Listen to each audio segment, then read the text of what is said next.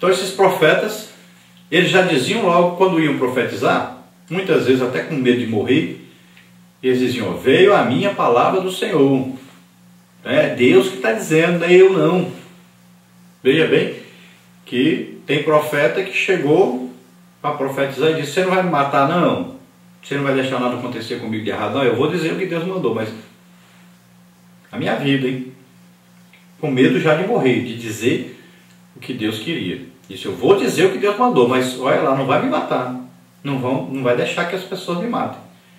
Então Jeremias foi muito, um profeta assim usado para trazer uma mensagem muito dura de juízo de Deus sobre o povo de Israel. Veja bem que o profeta já falava sabendo que ele estava correndo risco de vida quando transmitia a mensagem de Deus. Preferi risco de morte, estava correndo o risco de morrer a qualquer momento. E Jeremias, por exemplo, foi um profeta que sofreu muito, colocaram no calabouço, tudo por causa de trazer a mensagem de Deus. Muitas vezes o profeta era tido como maluco, como aí um doido, era desprezado, era ignorado, era maltratado, porque trazia uma mensagem de revelação do pecado e revelação do juízo vindouro. Então no futuro vai vir o juízo sobre esse pecado que vocês estão cometendo. Essa era a mensagem principal do profeta. Tópico 3, o profetismo. De acordo com o dicionário teológico do CPAD, o profetismo foi um movimento que surgiu no período aproximado do século 8 a.C., tanto em Israel quanto em Judá. O objetivo desse movimento era restaurar o monoteísmo hebreu, combater a idolatria, denunciar as injustiças sociais, proclamar o dia do Senhor e reavivar a esperança messiânica. Foi nesse tempo que os verdadeiros profetas em Israel foram cruelmente surrados, presos e mortos. Então surgiu em Israel um movimento chamado profetismo. Não quer dizer que as pessoas se reuniram e disseram assim: vamos fazer aqui um movimento contra o governo, contra o... Não, foi Deus mesmo quem teve essa ideia de, através de Samuel, fundar uma escola de profetas, e esses profetas seriam treinados para trazer a mensagem de Deus de juízo sobre o pecado, principalmente sobre o pecado da idolatria, da mistura entre Israel e os outros povos. Então, essa mensagem é uma mensagem dura, mas precisava ser dada por pessoas que fossem respeitadas como profetas. Então, muitas vezes o profeta era levantado por Deus e levar a mensagem, as pessoas desprezavam o profeta. Esse aí nós conhecemos, esse aí não sei o quê. Então, começavam a falar mal da pessoa, como se a pessoa que fosse responsável pela mensagem. Então, o que acontecia? Samuel fundou uma escola de profetas, esses profetas passaram a ser conhecidos, e quando um desses profetas ia até um governante ou até um povo, em algum lugar, aos líderes principalmente, levar uma mensagem de Deus, eles sabiam: opa, esse aqui é um profeta da escola lá do Samuel. Esse aqui é um profeta da escola do Elias. Esse aqui é um profeta da escola lá do Eliseu. Então eles sabiam: esse homem é um homem de Deus.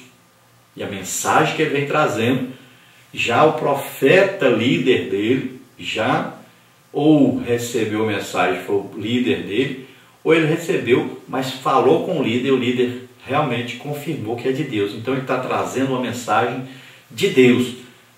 Então a pessoa temia realmente, respeitava o profeta. Então veja só. Por que isso? Porque poderia acontecer, e acontecia muito, de haverem também os falsos profetas que traziam mensagem sempre de apoio ao pecado, de apoio à liderança que estava vivendo de maneira errada.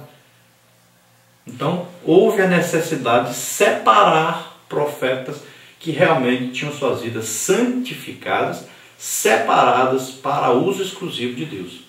Então quais os objetivos então desses profetas? Olha aí, interessante, olha aí, restaurar o monoteísmo hebreu, um Deus só, acabar com a idolatria, combater a idolatria.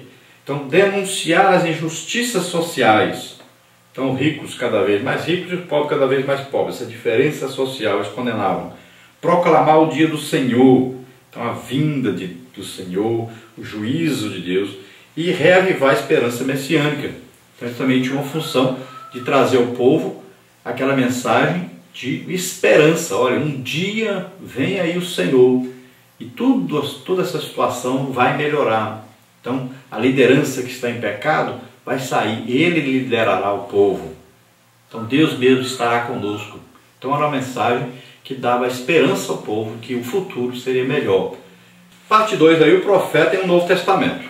Tópico 1, a importância do termo profeta em um Novo Testamento. Tópico 2, o ofício do profeta neotestamentário. Tópico 3, o objetivo do dom ministerial de profeta. Então, tópico 1 aí, a importância do termo profeta em um Novo Testamento. Como já vimos em Efésios 4:11, são mencionados 5 ministérios que exerciam papéis fundamentais na liderança da igreja antiga: apóstolo, profeta, evangelista, pastor e doutor. Não por acaso o termo profeta aparece na segunda posição da lista apresentada em 1 Coríntios 12:28 e também Efésios 4:11. O profeta é identificado 3 vezes na Epístola aos Efésios como alguém que acompanhava os apóstolos: 2:20, 3:5, 4:11. A Bíblia afirma que os concidadãos dos santos e da família de Deus estão edificados sobre o fundamento dos apóstolos e dos profetas. Aqui a Bíblia denota a importância do ministério de profeta na liderança da igreja do primeiro século. Então veja bem, é igreja, é Novo Testamento. Tem gente que diz, os profetas não duraram até João Batista? Sim, os profetas que profetizavam a respeito da vinda do Messias. Então, o último deles era João Batista. Por quê que foi o último? Porque o que eles falavam aconteceu, Jesus chegou. João Batista veio então, foi escolhido por Deus para trazer a mensagem da vinda de Jesus. Olha aí, um primo falando a respeito da vinda do seu outro primo. Nem sabia que Jesus era realmente Deus. Ele estava falando a respeito da vinda de Jesus. Então, o ministério dele era pregar sobre a vinda do Messias, vinda de Jesus. Era um profeta de Deus. Agora veja bem, ele trazia mensagem de arrependimento de pecado. Sempre o profeta acusa o pecado, traz a mensagem de arrependimento de pecado e fala sobre a vinda do Messias. Olha aí. Então, o profeta aqui, ele veio trazendo a mensagem dura, condenando o pecado. Então, esse tipo de profeta que falava a respeito da vinda futura de Jesus, parou aí em João Batista porque Jesus chegou. Então, a mensagem dele teve cumprimento. Jesus chegou. O Messias chegou.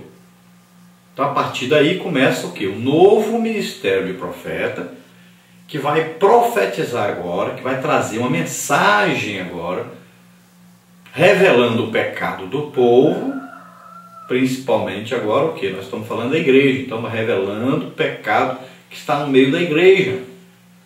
E revelando para quê? Para que haja um arrependimento de pecado.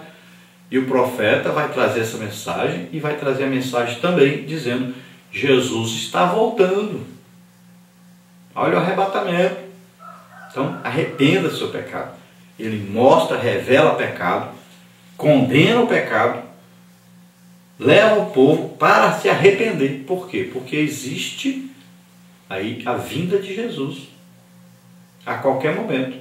O profeta é um homem que tem íntima comunhão com Deus, conhece o pensamento de Deus, a intenção de Deus. Então, o que Deus quer? Deus quer que aqueles que estão em pecado se arrependam dos seus pecados, para que estejam prontos na hora do arrebatamento da igreja e sejam salvos. Então essa é a ideia de Deus quando levanta o profeta. Levar o povo para Ele mesmo, Deus. Manter a salvação do povo. O apóstolo gostava sempre de andar com o profeta do seu lado. Pode ver. Sempre. Aí Paulo estava andando com o profeta do lado. Pedro andava com o profeta, né? Pedro e João andavam juntos. João, o profeta? Com certeza. Para escrever Apocalipse. O que é Apocalipse? É uma revelação do futuro. Quem é que traz a revelação do futuro? Um profeta. Então, além de apóstolo, foi um grande profeta. Pedro também foi usado no ministério de profeta? Foi também. Então, sempre existia aí essa comunhão entre um apóstolo e um profeta. Por quê? Era uma base da igreja. O apóstolo e o profeta. Que foram com o tempo sendo deixados de lado. principalmente por causa do poder econômico, o controle econômico e financeiro da igreja, que passou a dominar a igreja e afastou esses ministérios, principalmente porque esses ministérios retiravam a autoridade de outros ministérios. Ministérios, nós podemos dizer, de acordo com a lista de Paulo aqui, os ministérios secundários e não principais, mas que passaram com o tempo a ser os principais, sendo que os principais deixaram de ser os principais e foram caindo, foram sendo afastados, deixados de lado com o tempo. E é o que acontece nos nossos dias. Então Paulo andava com Barnabé, andava com Silas, né? Eram pessoas escolhidas com o ministério, eram profetas. Olha aí o que diz aí: edificado sobre o fundamento dos apóstolos e dos profetas. Então às vezes fala assim, os apóstolos e profetas. Aí o que a gente faz? A gente coloca apóstolo, apóstolo é Novo Testamento, mas profeta é Antigo. Não. Aqui está falando apóstolo e profeta do Novo Testamento. Do Novo Testamento. A igreja foi edificada, construída aí o edifício, a igreja, em cima principalmente desses dois fundamentos aí. Apóstolos e profetas. Eram as lideranças principais da igreja. E a igreja cresceu, se desenvolveu. Por quê? Porque esses dois ministérios eram ativos na igreja. Vamos ver tópico 2, o ofício do profeta neotestamentário. Seu ministério no Novo Testamento não consistia em predizer o futuro, adivinhar o presente ou ficar fora de si. Não, de acordo com o comentário bíblico pentecostal do Novo Testamento, o profeta neotestamentário era adotado por Deus para receber e mediar diretamente a palavra do Altíssimo. Apesar de ele algumas vezes predizer o futuro, conforme instrui-nos a Bíblia de Estudo Pentecostal, seu ofício consiste em proclamar e interpretar a palavra de Deus por vocação divina, com vistas à admoestação, exortação, ânimo, consolação e edificação da igreja. Atos 3, 12 a 26, 1 Coríntios 14, 3. Era dever do profeta do Novo Testamento, assim como para o Antigo Testamento, desmascarar o pecado, proclamar a justiça, advertir do juízo vindouro e combater o mundanismo e frieza espiritual entre o povo de Deus. Lucas 1, 14 a 17. Por causa da mensagem de justiça que o profeta apresenta em tempos de apostasia e confusão espiritual, inclusive na igreja, não há outro jeito, ele fatalmente será rejeitado e perseguido por muitos. Então aqui houve uma confusão entre dom de profecia e ministério profeta. Então, exortação, consolação, edificação, isso é lá profecia. Agora o profeta, então, ele traz a mensagem que condena o pecado, revela o pecado oculto. A maioria das vezes o profeta traz uma revelação do que está acontecendo ocultamente.